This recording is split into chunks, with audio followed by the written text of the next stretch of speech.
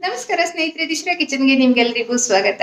ಇವತ್ತು ನಾವು ಸಿಂಪಲ್ ಆಗಿರುವಂಥ ಒಂದು ಟೊಮೆಟೊ ಚಟ್ನಿನ ಯಾವ ರೀತಿ ಮಾಡೋದು ಅಂತ ನೋಡೋಣ ಬನ್ನಿ. ಟೊಮೆಟೊ ಚಟ್ನಿ ಮಾಡೋದು ತುಂಬಾ ಸುಲಭ. ಇದಕ್ಕೆ ಬೇಕಾಗಿರುವಂಥ ಇಂಗ್ರೀಡಿಯೆಂಟ್ಸ್ನ ನಾನಿಲ್ಲಿ ರೆಡಿಯಾಗಿ ಇಟ್ಕೊಂಡಿದ್ದೀನಿ. 3 ಟೊಮೆಟೊನ ನಾನಿಲ್ಲಿ ಚಿಕ್ಕದಾಗಿ ಹೆಚ್ಚಿಟ್ಕೊಂಡಿದ್ದೀನಿ. ಹಾಗೆ 2 ಮೀಡಿಯಮ್ ಸೈಜ್ನ ಈರುಳ್ಳಿನ ಹೆಚ್ಚಿಟ್ಕೊಂಡಿದ್ದೀನಿ. 7ರಿಂದ 8 ಬೆಳ್ಳುಳ್ಳಿನ ರೆಡಿಯಾಗಿಟ್ಟಿದ್ದೀನಿ. ಪ್ಯಾನ್ಗೆ 2ರಿಂದ 3 ಟೀ ಸ್ಪೂನಷ್ಟು ಎಣ್ಣೆನ ಹಾಕ್ಕೊಳ್ಳೋಣ. ತುಂಬಾ ಬೇಸಿಕ್ ರೆಸಿಪಿ ಇದು. ಎಣ್ಣೆ ಸ್ವಲ್ಪ ಬಿಸಿ ಆಗ್ತಾ ಇದ್ದಾಗೆ ಅರ್ಧ ಟೀ ಸ್ಪೂನಷ್ಟು ಕಡಲೆಬೇಳೆ ಕೂಡ ಇದರ ಜೊತೆಗೆ ನಾನು ಸೇರಿಸ್ತಾ ಇದ್ದೀನಿ. ಕಡಲೆಬೇಳೆ ಸ್ವಲ್ಪ ಕೆಂಪಗಾಗೋವರೆಗೂ ಹುರ್ಕೊಳ್ಳೋಣ. ನೆಕ್ಸ್ಟು ಇದರ ಜೊತೆಗೇ ಬೆಳ್ಳುಳ್ಳಿನೂ ಕೂಡ ಹಾಕಿ ಬಾಡಿಸ್ಕೊಳ್ಳೋಣ. ಬೆಳ್ಳುಳ್ಳಿ ಸ್ವಲ್ಪ ಕೆಂಪಗಾಗೋವರೆಗೂ ನೀವು ಇದನ್ನ ಬಾಡಿಸ್ಕೊಂಡ್ರೆ ಸಾಕು. ನೆಕ್ಸ್ಟು ಇದರ ಜೊತೆಗೆ ಖಾರಕ್ಕೆ ಬೇಕಾಗುವಷ್ಟು ಒಣಮೆಣಸಿನ್ಕಾಯಿ, 7ರಿಂದ 8 ಒಣಮೆಣಸಿನ್ಕಾಯಿ ಬೇಕಾಗತ್ತೆ. ನೀವು ಖಾರನ ನಿಮ್ಗೆ ಬೇಕಾದ ಹಾಗೆ ಸ್ವಲ್ಪ ಆಚೀಚೆ ಮಾಡ್ಕೋಬಹುದು. ಒಣಮೆಣಸಿನ್ಕಾಯಿ ಕೂಡ ಸ್ವಲ್ಪ ಎಣ್ಣೆಯಲ್ಲಿ ಫ್ರೈ ಆಗಲಿ. ನೆಕ್ಸ್ಟು ಇದರ ಜೊತೆಗೇ ಹೆಚ್ಚಿಟ್ಟಿರುವಂಥ ಈರುಳ್ಳಿನೂ ಕೂಡ ಹಾಕಿ ಬಾಡಿಸ್ಕೊಳ್ಳೋಣ. ನಾನಿಲ್ಲಿ 2 ಮೀಡಿಯಮ್ ಸೈಜ್ನ ಈರುಳ್ಳಿನ ತೊಗೊಂಡಿರೋದು. ಈರುಳ್ಳಿನೂ ಕೂಡ ಅಷ್ಟೇ ಬಣ್ಣ ಬದಲಾಗೋವರೆಗೂ, ಜಸ್ಟ್ ಅದರ ಟ್ರಾನ್ಸ್ಲೂಸೆಂಟ್ ಆಗೋವರೆಗೂ ಅದನ್ನ ಬಾಡಿಸ್ಕೋಬೇಕಾಗಿರೋದು ಅಷ್ಟೇ ಎಣ್ಣೆಯಲ್ಲಿ. ನೆಕ್ಸ್ಟು ಇದರ ಜೊತೆಗೆ ಹೆಚ್ಚಿರುವಂಥ ಟೊಮೆಟೊನೂ ಕೂಡ ಹಾಕ್ತಾಯಿದ್ದೀನಿ. ಟೊಮೆಟೊನು ಪೂರ್ತಿ ಸಾಫ್ಟ್ ಆಗೋವರೆಗೂ ನಾವು ಬೇಯಿಸ್ಕೋಬೇಕಾಗಿರೋದು. ನೀರು ಸೇರಿಸಬಾರ್ದು. ಮೇಯ್ನಾಗಿ ಇದನ್ನ ಎಣ್ಣೆಲೇ ಬಾಡಿಸ್ಕೋಬೇಕಾಗಿರೋದು. ಹಾಗಾಗಿನೇ ಸ್ಟಾರ್ಟಿಂಗಲ್ಲಿ ನಾನು ಸ್ವಲ್ಪ ಜಾಸ್ತಿನೇ ಎಣ್ಣೆನ ಹಾಕ್ಕೊಂಡಿದ್ದೀನಿ. ಸ್ವಲ್ಪ ಹೊತ್ತು ಮುಚ್ಚಿ ಬೇಯಿಸ್ಬೋದು. ಟೊಮೆಟೊ ಪೂರ್ತಿಯಾಗಿ ಸಾಫ್ಟಾಗಿ ಬೇಯಬೇಕು. ಹಾಗಾಗಿ 1-2 ನಿಮಿಷ ಇದನ್ನ ಮುಚ್ಚಿ ಬೇಯಿಸ್ಬೋದು. ಆಗಾಗ ಒಮ್ಮೆ ಇದನ್ನ ಕೈ ಆಡಿಸ್ತಾ ಇರಿ. ಟೊಮೆಟೊ ಪೂರ್ತಿಯಾಗಿ ಸಾಫ್ಟ್ ಆಗೋವರೆಗೂ ಕೂಡ ನಾವು ಇದನ್ನ ಬೇಯಿಸ್ಕೋಬೇಕು. ಜಸ್ಟ್ ಇಷ್ಟ ಆಗಬೇಕು ನೋಡಿ. ಈ ರೀತಿ ಟೊಮೆಟೊ ಈರುಳ್ಳಿ ಎಲ್ಲ ಪೂರ್ತಿ ಮೆತ್ತಗಾಗಿ ಚೆನ್ನಾಗಿ ಬ್ಲೆಂಡ್ ಆಗಿದೆ. ಈಗ ನಾವು ಇದರ ಕೊನೆಯಲ್ಲಿ ಇದರ ಜೊತೆಗೆ ಸ್ವಲ್ಪ ಉಪ್ಪನ್ನು, ರುಚಿಗೆ ತಕ್ಕಷ್ಟು ಉಪ್ಪನ್ನು ಕೂಡ ಸೇರಿಸ್ಬಿಟ್ಟು ತಣ್ಣಗಾಗೋದಕ್ಕೆ ಬಿಡೋಣ. ಇಲ್ಲ ನೀವು ಮಿಕ್ಸರ್ ಜಾರ್ಗೆ ಹಾಕುವಾಗ ಹಾಕಿದ್ರೂ ಆಗುತ್ತೆ. 1 ಟೀ ಸ್ಪೂನಷ್ಟು ಉಪ್ಪನ್ನು ನಾನಿಲ್ಲಿ ಸೇರಿಸಿದ್ದೀನಿ.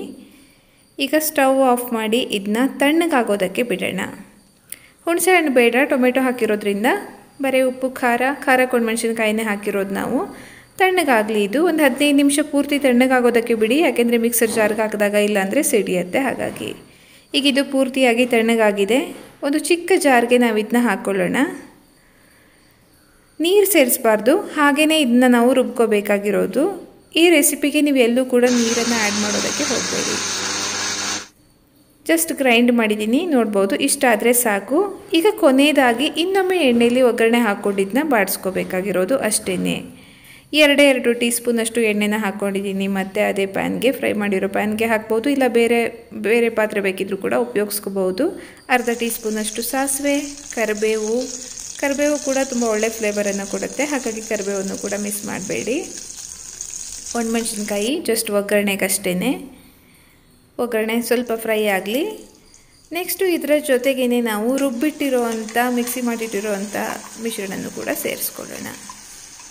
ಕೆಲವರು ಚಟ್ನಿಗೆ ಡೈರೆಕ್ಟಾಗಿ ಮೇಲಿಂದ ಒಗ್ಗರಣೆ ಹಾಕ್ತಾರೆ. ಆದರೆ ನಾನು ಇದನ್ನು ಎಣ್ಣೆಯಲ್ಲಿ ಮತ್ತೆ ಇನ್ನೊಮ್ಮೆ ಬಾಡಿಸ್ತೀನಿ, ಪೂರ್ತಿಯಾಗಿ ಹಸಿ ಅಂಶ ಹೋಗಲಿ ಅನ್ನೋದಕ್ಕೋಸ್ಕರ ಅಷ್ಟೇ. ಒಮ್ಮೆ ಫ್ರೈ ಮಾಡಿರೋದ್ರಿಂದ ಹಸಿ ಏನಿರಲ್ಲ, ಫ್ರೈ ಆಗಿರುತ್ತೆ. ಬಟ್ ಸ್ಟಿಲ್ ಇನ್ನೊಮ್ಮೆ ನೀವು ಎಣ್ಣೆಯಲ್ಲಿ ಈ ರೀತಿ ಬಾಡಿಸೋದ್ರಿಂದ ಅದರ ಪೂರ್ತಿ ಹಸಿ ಅಂಶ ಹೋಗಿ ಟೇಸ್ಟು ತುಂಬ ಚೆನ್ನಾಗಿ ಬರುತ್ತೆ. ಒಂದು 2-3 ನಿಮಿಷ ನೀವು ಇದನ್ನ ಫ್ರೈ ಮಾಡ್ತಾ ಇದ್ದಾಗ ಎಣ್ಣೆ ಬಿಡೋದಕ್ಕೆ ಸ್ಟಾರ್ಟ್ ಆಗುತ್ತೆ. ತುಂಬಾ ಬೇಗ ರೆಡಿ ಆಗುತ್ತೆ ಇದು. ದೋಸೆ ಜೊತೆಗೆ, ಚಪಾತಿ ಜೊತೆಗೆ, ಇಡ್ಲಿ ಜೊತೆಗೆ, ಮೇಯ್ನಾಗಿ ಇಡ್ಲಿ ಜೊತೆಗೆ ಟೊಮೆಟೊ ಚಟ್ನಿ ತುಂಬಾ ಸೂಪರಾಗಿ ಆಗುತ್ತೆ. ಮಕ್ಕಳಿಗೆ ಈ ಚಟ್ನಿ ತುಂಬ ಜಾಸ್ತಿ ಇಷ್ಟ ಆಗುತ್ತೆ. 2-3 ನಿಮಿಷ ಕಾಯಿಸಿದ್ದೀನಿ, ಸಾಕು. ಸ್ಟವನ್ನು ಆಫ್ ಮಾಡಿ ಇದನ್ನ ತಣ್ಣಗಾಗೋದಕ್ಕೆ ಬಿಟ್ಟಿದ್ದೀನಿ. ತಣ್ಣಗಾದ ಮೇಲೆ ಇದನ್ನ ಒಂದು ಬೌಲ್ಗೆ ಹಾಕಿ ಇಡ್ಲಿ ಚಪಾತಿ ಜೊತೆಗೆ ನೀವು ಇದನ್ನ ಸರ್ವ್ ಮಾಡ್ಬೋದು. ನೋಡಿ, ಸಿಂಪಲ್ ಆದ ಬೇಸಿಕ್ ಆದ ರೆಸಿಪೀಸ್ಗಳು ಕೂಡ ತುಂಬ ಟೇಸ್ಟಿಯಾಗಿರುತ್ತೆ. ಖಂಡಿತವಾಗಿಯೂ ಕೂಡ ನೀವು ಇದನ್ನ ಒಮ್ಮೆ ಟ್ರೈ ಮಾಡಿ ನೋಡಿ. ಟೊಮೆಟೊ ಚಟ್ನಿನ ನೀವೇ ಆಮೇಲೆ ಎಲ್ಲರೂ ಕೂಡ ನೋಡಿದ್ರಲ್ಲ, ಟೊಮೆಟೊ ಚಟ್ನಿ ಸಿಂಪಲ್ ಆಗಿದ್ರು ಕೂಡ ಸ್ವಲ್ಪ ಟೇಸ್ಟಿಯಾಗಿರುತ್ತೆ. ಖಂಡಿತವಾಗಿಯೂ ಕೂಡ ಮಾಡಿ ನೋಡಿ. ಹಾಗೆ ಇವತ್ತಿನ ವಿಡಿಯೋ ಕೂಡ ಇಷ್ಟ ಆಗಿದ್ರೆ ಒಂದು ಲೈಕ್ ಮಾಡಿ, ಹೊಸಬರಾಗಿದ್ದರೆ ಸಬ್ಸ್ಕ್ರೈಬ್ ಮಾಡಿ. ಅನಿಸಿಕೆಗಳನ್ನ ಆಸ್ ಯೂಶುವಲ್ ಕಮೆಂಟಲ್ಲಿ ತಿಳಿಸಿ. ಸಿಗೋಣ ಮುಂದಿನ ವಿಡಿಯೋದಲ್ಲಿ. ಅಲ್ಲಿವರೆಗೆ ಧನ್ಯವಾದ.